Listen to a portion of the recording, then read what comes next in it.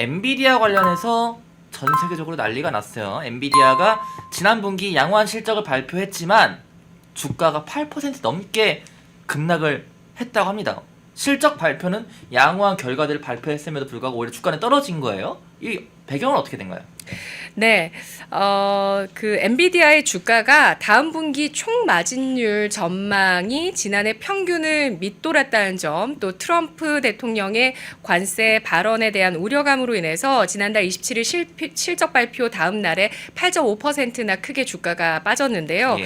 시장 기대치를 소폭 웃돌았던 지난 분기 실적이었기 때문에 장 초반에는 3% 정도의 상승세로 출발을 했는데 이후에 주가가 하락세를 보이면서 주가 120달러 선으로 밀려나는 모습이었습니다. 이날 시가총액이 3조 달러 아래로 내려섰는데요. 예. 엔비디아는 지난 분기 매출과 주당 순이익이 시장 예상치를 넘어섰습니다.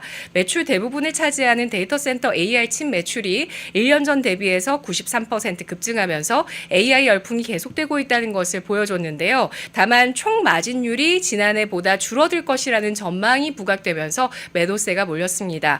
올해 2월에서 4월 엔비디아의 매출이 400억 달러 이상, 총 마진율은 70.6% 이렇게 전망치를 내놨는데요. 이게 예. 지난해가 75% 마진이었는데 이보다 크게 낮은 수준이었던 것이죠. 컨퍼런스 콜에서 콜렉트 크레스 엔비디아 CFO가 블랙웰 공급이 확대되면 총 마진은 올해 후반에 70% 중반대로 개선될 수 있을 것이라고 설명했지만 이 성장과 마진에 대한 우려감을 막지는 못했습니다. 자, 이게 사실 뭐 초반에 3% 상장을 보였다가 오히려 어두운 전망이 나오자 요즘은 또 투자자들이 이런 정보를 빨리 얻어서 그런 것들이 반영이 된 것 같은데 주식시장 굉장히 알면 알수록 좀 어렵다라는 생각이 들고 있는데 전망이 중요하죠. 그렇죠. 네, 전망. 그리고 하던 성장을 계속 이어가야 되는 겁니다. 그렇죠. 동력이 있느냐 없느냐 이 싸움이잖아요. 네. 그래서 뭐 주식시장뿐만 아니라 지금 사실 가장 핫한 주가들이 지금 AI 관련된 그런 주들이지 않습니까? 맞습니다. 여기서 최근에 가장 논란이 일었던 게 중국의 딥시크입니다. 우리나라에서도 차단을 했죠. 정부 차원에서 차단했는데 왜 차단을 했냐? 개인정보 보안 때문에 그런 것 때문에 차단을 했는데 뭐 근데 이 딥시크는 저는 그렇게 생각합니다. 오픈 AI를 베낀 거다라는 의혹이 가장 짙어지고 있잖아요. 근데 중국이 이러한 딥시크를 내놓은 것들이 값싸고 빠른 AI들이 중국발 AI들이 미국의 대항마로 지금 나서고 있는 거예요. 시장에서 AI 시장에서. 그래서 미중 간의 갈등이나 경쟁이 더욱더 치열해질 것이다 이런 전망까지 나오고 있는데 앵커님은 좀 어떻게 보시나요? 네, 그렇습니다. 미국 쪽에서 그동안 주식시장이 이렇게 지난해 같은 경우도 엄청나게 좋았잖아요. 예. 그랬던 배경에는 결국에 빅테크들의 AI 투자 사이클이 거대하게 진행이 됐기 때문인데요. 예. 이런 가운데 갑작스럽게 중국에서 딥시크도 나오고 또 더 싸고 더 빠른 중국산 AI들이 나오고 있다는 점이 그렇죠. 이런 미국과 중국의 패권 경쟁에서의 위험 요소로 등장을 하고 있는데요. 엔비디아의 실적에 대한 부정적인 반응 때문에 미국장부터 해서 아시아 증시까지 지난 금요일장에 하락 압력을 받은 가운데서 이런 소식이 눈에 띄었습니다. 중국의 IT 기업 텐센트가 딥시크보다 더 빠른 인공지능 모델을 내놨다는 소식이었는데요.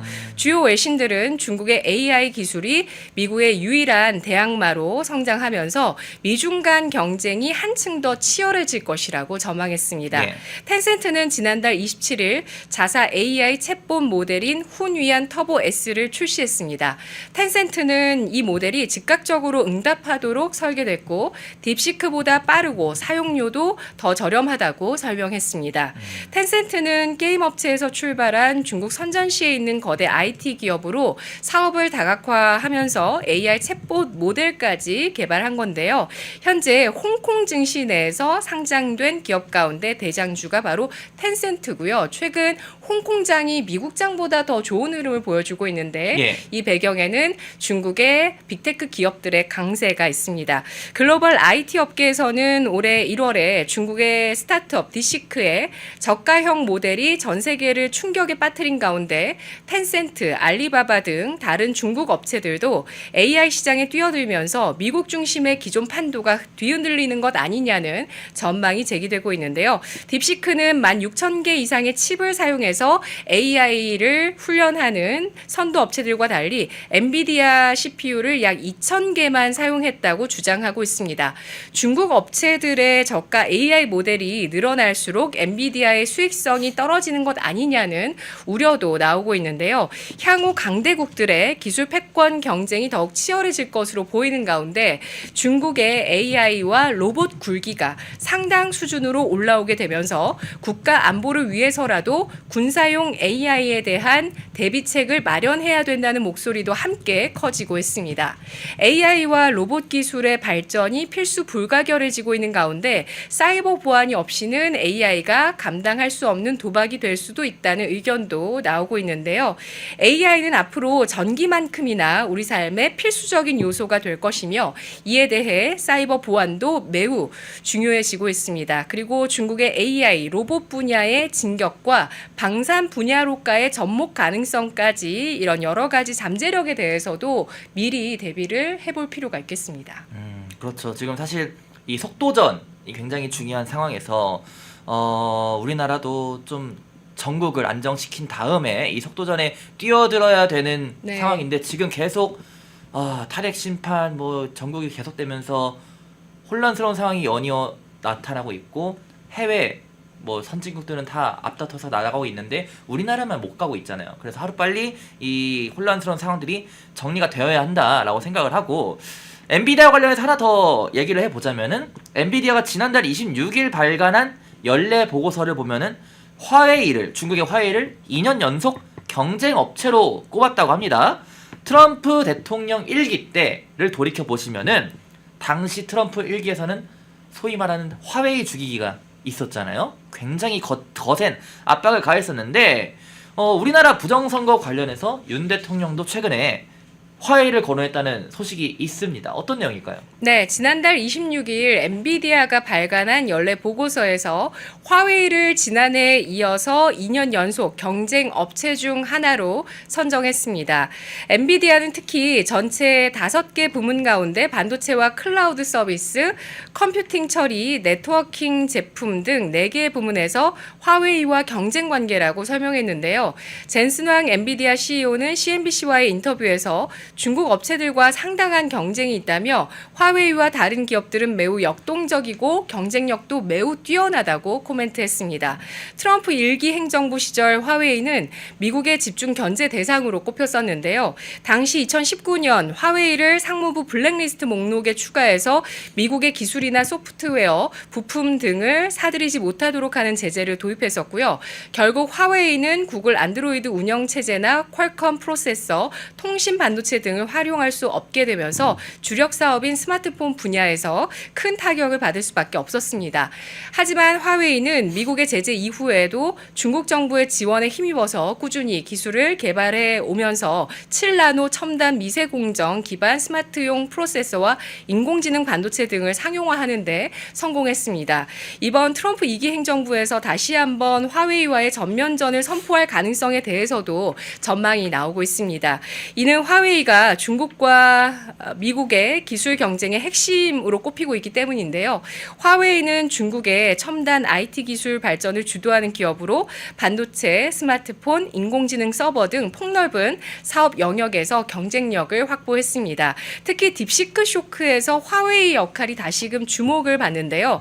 딥시크가 엔비디아의 고성능 AI 반도체 대신에 화웨이 기술을 활용해서 개발됐다는 얘기도 있습니다. 이 경쟁력이 미국 IT 기업들에 크게 뒤처지지 않았기 때문이라고 하는데요. 포브스는 화웨이는 중국의 새 챔피언으로 떠오른 딥시크가 미국 실리콘밸리를 한 방 먹이는데 가장 중요하게 기여한 기업으로 꼽히고 있다고 보도했습니다. 다만 딥시크에 화웨이 반도체 기술력이 적용됐는지 진위 여부에 대해서는 아직은 파악하기 어렵다는 의견도 있어서 믿을 수 없다는 시각도 제기가 되고 있는데요. 포브스는 트럼프 1기 행정부의 제재로 타격을 충격을 받은 중국이 2기 정부에는 더욱 강력한 경쟁 상대로 성장해서 되돌아왔다고 평가를 했습니다. 앞으로 트럼프 정부가 화웨이를 상대로 어떤 조치를 취하는지에 따라서 미중 관계를 예측할 수 있을 것이라는 전망도 나오고 있는데요. 이런 가운데 트럼프 대통령의 최측근인 맷 슐렙 시펙 회장이 최근 직접 서울에 갔을 때 구속되기 전 상태의 윤석열 대통령을 만나 그의 입장을 들었다면서 그때 놀라운 진술을 들었다고 전했습니다. 대선 전 여론조사에서 크게 이기던 윤석열 대통령이 1%포인트 이내의 간발의 차이로 대통령에 당선됐다는 얘기에 매슐랩 시펙 회장이 대한민국의 선거 제도는 누가 운영합니까? 라고 질문을 했다고 하는데요.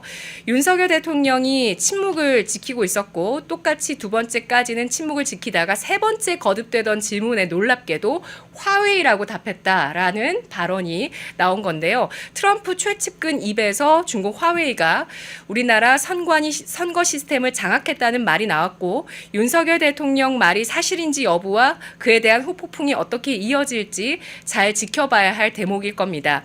시펙 행사에서 트럼프 1기 백악관 수석 전략가였던 스티브 배너는 한국의 현 상황이 좌파의 쿠데타라면서 중국 공산당과 화웨이에 장악된 상태이며 일단 상황이 정리가 되면 트럼프 대통령이 행동에 취할 것이다라고 전망을 하기도 했는데요. 이번 3.1절 세이브 코리아 여의도 집회에서는 또 시펙에 참여해서 연설을 보여줬던 모스탄 전 국제형사사법대사가 와서 연설을 했는데요.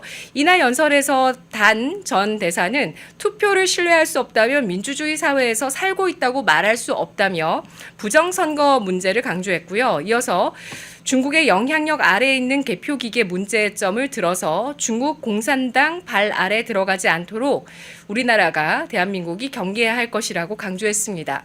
아울러 윤 대통령이 부정선거를 밝히고자 헌법에 명시된 대로 계엄령을 선포했다며 헌재가 선관위 투표자 수 검증 등을 기각한 잘못이 있다고 지적했습니다. 마지막으로 최근 FBI 국장에 딥스테이트와의 전쟁을 선포한 캐시 파텔이 임명됐었고요. FBI 부국장으로 댄 본지노 전 비밀경호국 요원이 임명됐는데요. 본지노는 뉴욕 경찰청과 비밀경호국에서 일을 했었고요. 10여 년 전부터 폭스뉴스에서 정치평론을 해왔는데 2020년 대선 이후에 부정선거를 주장하면서 미국 내에서 인기 팟캐스트 댄 본지노 쇼를 진행하기도 했던 인물입니다. 이렇게 대열들이 지금 미국에서 다 맞춰진 상황이 있고요. 네. 부정선거와 관련한 이슈 전개가 앞으로 대한민국과 미국에서 어떻게 연계되면서 이어질지 주목이 되고 있는 상황이고요. 그 가운데에는 화웨이가 있습니다. 자, 그리고 앞서 언급한 모스단 대사. 네. 오늘 저녁 방송 저희 펜앤드마이크 최대원 부장님이 진행하는 이것이 뉴스다에 출연합니다. 단독 인터뷰를 하거든요. 네, 대단하네요. 네, 그래서 네. 방송사 나와서 인터뷰하시는 건 처음이에요. 저희가 최초로 단독을 하게 됐는데 네. 오늘 저녁 6시에 최대원 부장님의 이것이 뉴스다 모스단 대사가 나와서 진행하니까 많은 관심 부탁드리고, 사실 모스단 대사 지난 세이브 코리아에서 영어로 할 때도 굉장히 좀 울림이 있었는데 오늘 그래서 저희가 통역가 분도 한번 모셔서 이렇게 진행을 하니까 좀 많은 시청 부탁드립니다. 네, 오늘 저희 시청자분들이 1000명 넘게 시청해주고 계시는데 끝으로 방송 마무리 코멘트 부탁드립니다. 네, 정말 그 국가 기밀, 산업 기밀의 중요성 그리고 국경의 중요성에 대해서 꼭 트럼프 대통령이 취임하지 않아도 좀 인지하면서 각국이 좀 주의해야 되는 그런 시기가 아니었나라는 생각이 들고요. 트럼프 대통령이 또 지난 대선에서 사실 그 재선을 확신했었던 네. 게 이제 부정선거의 정황들이거든요. 예. 과연 그에 대한 증거를 명백하게 드러낼까? 혹은 또 중국과의 관계를 생각할 때 이런 것들을 드러냈을 때 사실 국제적으로 굉장히 좀 또 큰 충격이 될 수 있기 때문에 이런 부분들을 사실 뭐 쉽게 꺼내들 수 있는 문제는 아니지 않습니까? 예. 근데 과연 이런 정황들에 대해서 굉장히 경계하고 있다는 것은 지금 미국이 다른 국가들과의 관계 형성을 통해서 드러나고 있습니다. 제재나 관세를 통해서. 그래서 지금 미국이 잡겠다는 것은 우리나라 내부에서도 문제가 되고 있는 그런 마약, 부정선거, 그리고 불법 이민자는 이제 미국에서의 문제이긴 한데요. 불법 이민자 그리고 우리나라에 뿌리 깊게 좀 자리 잡고 있는 그런 어떤 친중 세력들, 그렇죠. 예, 이런 것들 과연 이러한 문제점들을 어떻게 해결하면서 나아갈지가 현재 우리나라의 위상이 앞으로 더 높아질 기회를 잡는 것인지 아니면 미국과의 동맹 국가 관계에서 좀 벗어나는 관계 형성이 정치권에서 좀 되게 되면서 네. 후퇴하면서 우리나라가 이제 우리나라 경제 정점을 지나고 그야말로 베네수엘라 행을 가게 되는 것인지. 그렇죠. 예, 그 결정되는 중요한 시기가 지금이 아닐까. 네. 그래서 우리가 펜앤드 마이크를 보면서 네. 정치와 경제에 대해서 보다 더 정확하게 좀 이해할 수 있는 시간들을 계속 가져가셨으면 좋겠습니다. 예, 그래서 저희 매주 화요일 오후 2시에 권미란 앵커의 정치, 경제, 미슐랭 오직 펜앤마이크 유튜브를 통해서만 생중계되고 있습니다. 권미란 앵커님이 말씀하신 것처럼 정치, 경제 관련해서 가장 중요한 시기가 지금이다. 그래서 지금 여러분들이 속이 뻥 뚫리고 또 필요한 지식들, 갈증이 나는 그런 지식들, 정보들을 찾는 방송 오직 매주 화요일 오후 2시에 볼 수 있으니까요. 네, 앞으로도 많은 시청 부탁드리도록 하겠습니다. 저희가 준비한 방송은 여기서 모두 마무리하도록 하겠습니다. 시청해주셔서 감사합니다.